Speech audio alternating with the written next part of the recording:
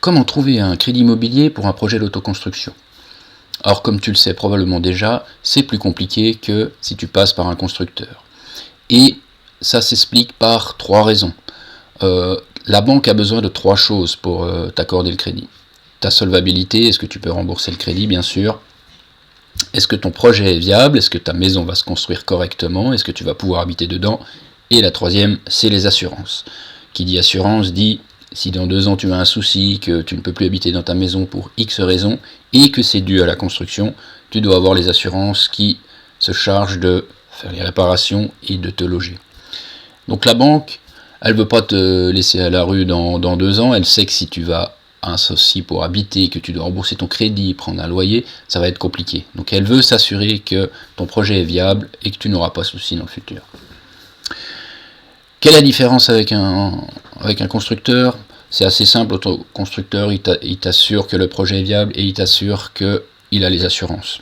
Il vient avec ces 2 choses que tu n'as pas en autoconstruction. En tout cas pas directement. Dans les 5 astuces que je vais te donner, tu verras que ça va beaucoup aider. La première des astuces, qui est liée à ta solvabilité, ça marche aussi pour un constructeur, un achat d'appartement. Tu vas définir par toi-même ton taux d'endettement. Si tu vas à la banque, ils vont te donner 33 ou 35%. Définis-le toi-même avant d'aller et tu verras que ça va aider.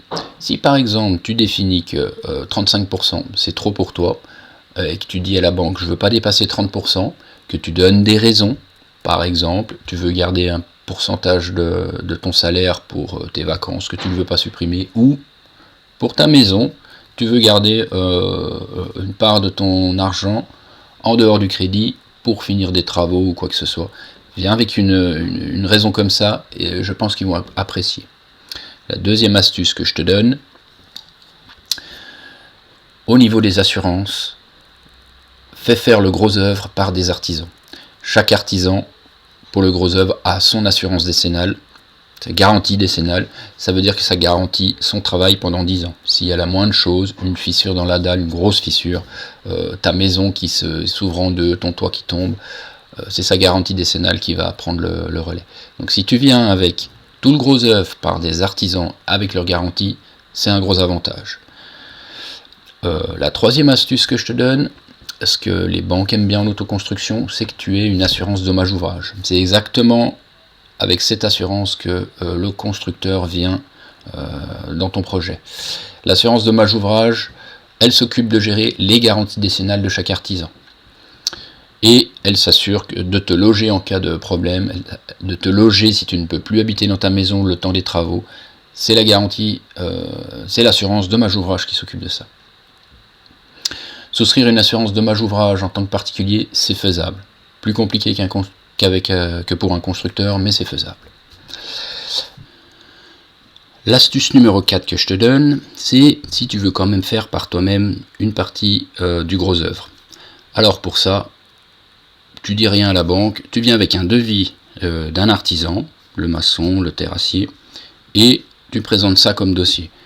Libre à toi, une fois que le dossier est signé, que ton crédit est accepté, libre à toi de faire ce que tu veux. Tu prends tes risques. C'est-à-dire que si tu veux faire la maçonnerie par toi-même parce que tu sais très bien faire, tu le feras toi-même, tu prendras tes risques.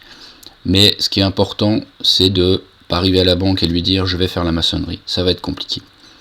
À moins que tu sois maçon et que tu aies déjà une garantie décennale là-dessus, ça c'est pas un souci.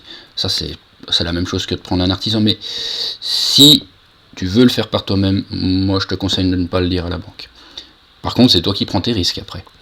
Et probablement que l'assurance dommage-ouvrage ne va pas accepter. Donc il risque de ne pas t'assurer. Mais tu peux le faire. Moi par exemple, j'ai fait l'électricité, donc j'ai pas de garantie. Si j'ai un souci sur l'électricité un jour, ce sera pour moi.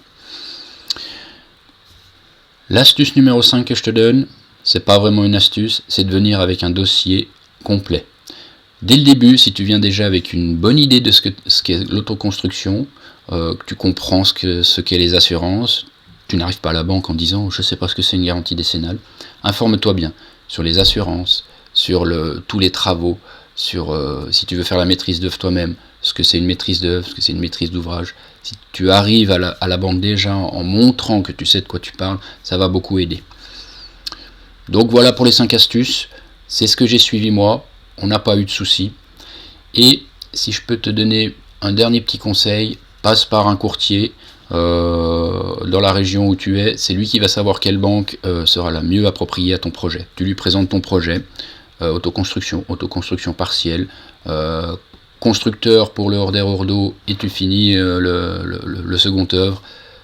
Présente-lui le projet, il va savoir vers quelle banque se rapprocher. Voilà, j'espère que ces petits conseils vont t'aider. Si jamais tu veux beaucoup plus de conseils, j'en envoie plein par mail. Il suffit d'aller sur mon site dessous, tu as le lien, tu t'inscris et tu te recevras plein de conseils. Tu recevras un guide, tu recevras un e-book sur ma construction avec tout le budget. Plein de choses, de fichiers Excel que j'ai utilisés pendant ma construction. Et des conseils toutes les semaines. Inscris-toi ci-dessous et à bientôt pour la prochaine vidéo.